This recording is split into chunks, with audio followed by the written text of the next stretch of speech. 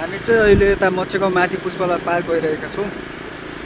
कीर्तिपुर नगाउँदो बाटोबाट तपाईँको दायाँपट्टि आयो भने डाइरेक्ट यो बाटो हिँड्नुपर्छ। हिँड्दा अगाडि आउँछ। आइसकेपछि तपाईँको नबिल ब्याङ्कसँगै यो भत्केपाटी बजार आइपुग्छ है।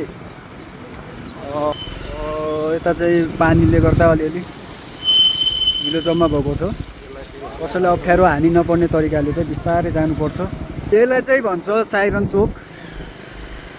यता चाहिँ हाम्रो दुधपोखरी अथवा व्हाइट हाउस जाने बाटो हो।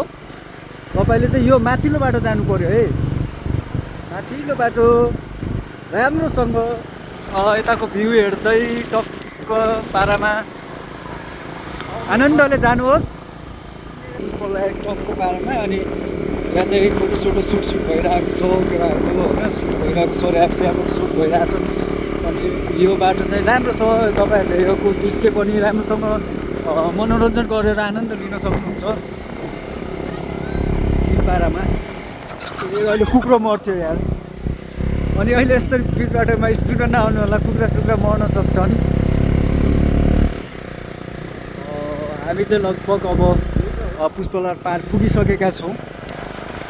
यो जति तपाईँले बााउन्ड्री देख्नुभएको छ यो चाहिँ पुष्पलाल पार्क एरिया हो। माथिबाट चाहिँ गेट छ।